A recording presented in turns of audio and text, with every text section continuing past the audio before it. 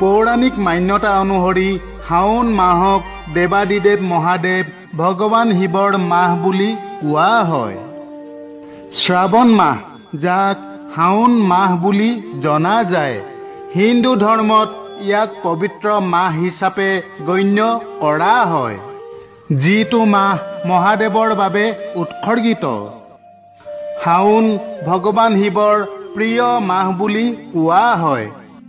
সেয়েহে এই মাহত অহা সকলো সোমবাৰতে ভগৱান শিৱৰ বিশেষ পূজাও কৰা হয়।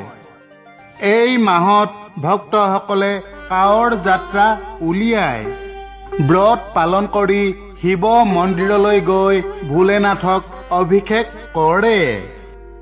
কিন্তু আপুনি জানেনে যে এই মাহটোৰ নাম শ্ৰাৱণ কেনেকৈ পালে আৰু এই মাহটো কিয় ভগৱান শিৱৰ ইমান প্ৰিয়?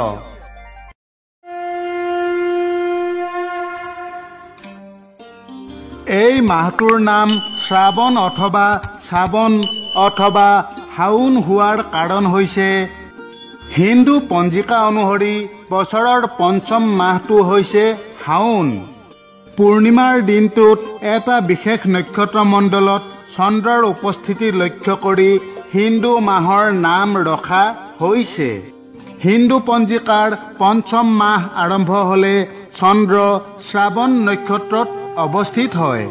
সেইবাবেই এই মাহটোক শ্ৰাৱণ মাহ বুলি কোৱা হৈছিল আৰু লাহে লাহে পিছলৈ শ্ৰাৱণক শ্ৰাৱণ বুলি কোৱা হ'ল আৰু অসমীয়াত কোৱা হয় শাওণ।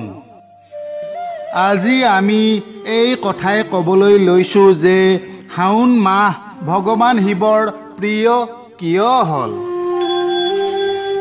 শাওণ মাহত ভগৱান শিৱৰ পূজাৰ বিশেষ তাৎপৰ্য আছে।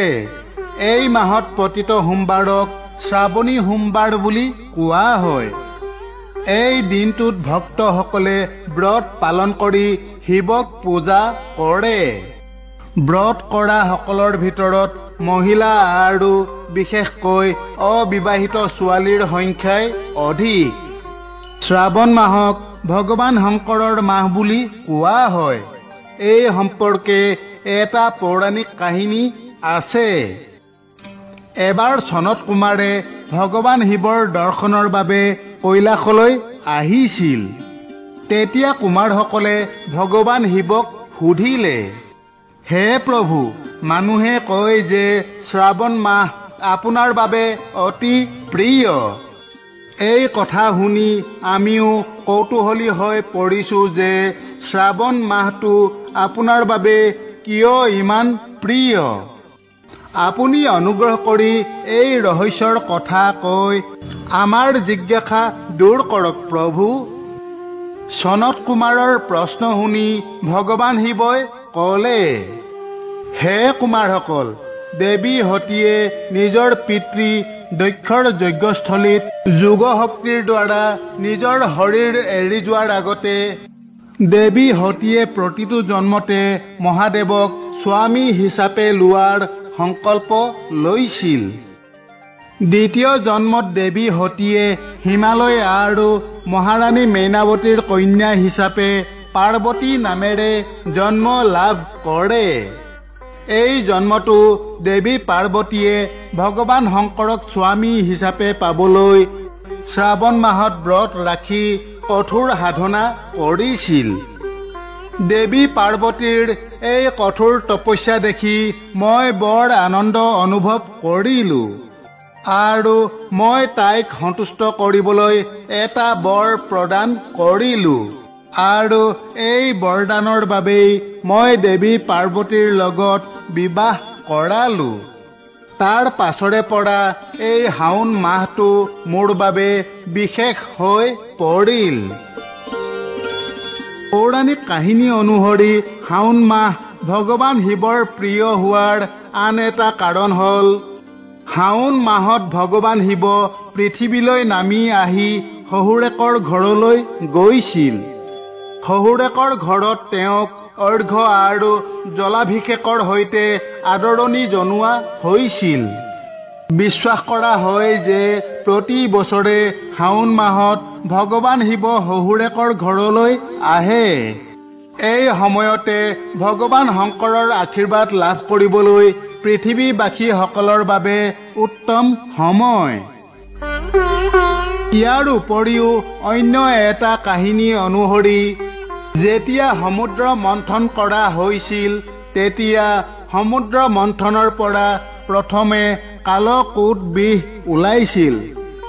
কালকূট বিষ ইমানেই ভয়ংকৰ আছিল যে ইয়াৰ প্ৰভাৱত সমগ্ৰ সৃষ্টি ধ্বংস হ'লহেঁতেন। সেইবাবেই কালকূট বিষৰ ভয়ানক পৰিণতিৰ পৰা সমগ্ৰ সৃষ্টিক ৰক্ষা কৰিবলৈ ভগৱান শিৱই এই বিষ পান কৰি কণ্ঠত ধাৰণ কৰিলে। কিন্তু বিষ পান কৰাৰ বাবে মহাদেৱৰ ডিঙি নীলা হৈ পৰিল। ইয়াৰ বাবেই তেওঁৰ নাম নীলকণ্ঠ মহাদেৱ হ'ল। বিষৰ প্ৰভাৱৰ বাবে ভগৱান শিৱৰ শৰীৰৰ উষ্ণতা যথেষ্ট বৃদ্ধি পালে আৰু ডিঙিত জ্বলন অনুভৱ হ'ল।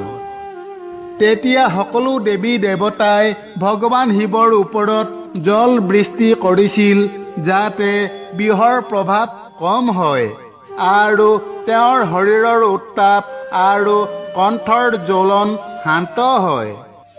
আৰু সেয়েহে শিৱলিংগত জলাভিষেক কৰাৰ বিশেষ মহত্ব আছে। আৰু এই কাৰণেই শাওণ মাহত শিৱক জল আগবঢ়ালে বিশেষ ফল পোৱা যায়। শাওণ মাহত বৰষুণ হয়, সেইবাবেই এই মাহটোক ভগৱান শিৱৰ প্ৰিয় বুলি গণ্য কৰা হয়। শিৱ পুৰাণত উল্লেখ আছে যে ভগৱান শিৱ নিজেই জল। গতিকে জলাভিষেকৰ ৰূপত শিৱৰ পূজা কৰিলে সৰ্বোত্তম ফল পোৱা যায়, য'ত কোনো সন্দেহ নাই।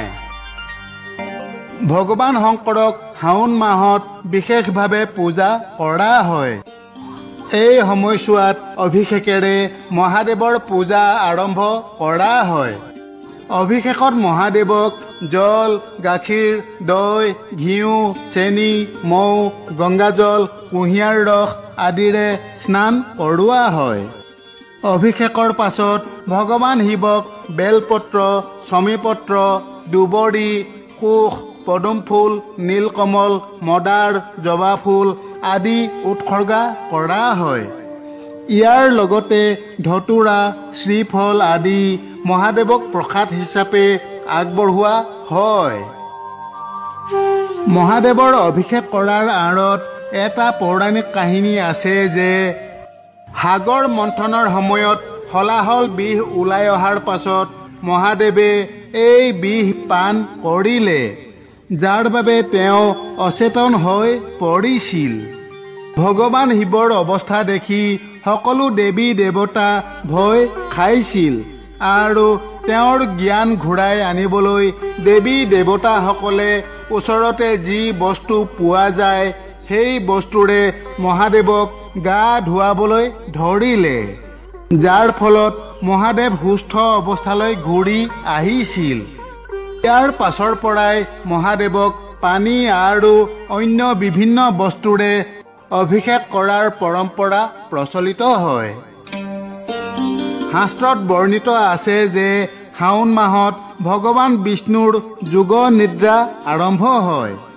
গতিকে এই সময় সকলো ভক্ত, সন্ত আৰু ঋষিৰ বাবে অমূল্য।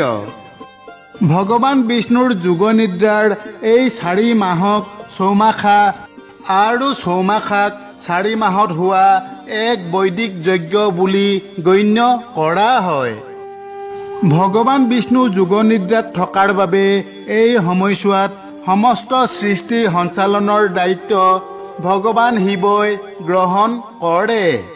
সেয়েহে শাওণ মাহত প্ৰধান ভগৱান হৈ পৰে শিৱ শংকৰ। বান্ধৱসকল, আশা কৰোঁ আমাৰ আজিৰ কথাভাগ আপোনালোকৰ নিশ্চয় ভাল লাগিল। আগলৈ অন্য এক নতুন কথাৰ সৈতে পুনৰ লগ পোৱা আশাৰে আজিলৈ সামৰিছোঁ। ধন্যবাদ। জয় শ্ৰীকৃষ্ণ।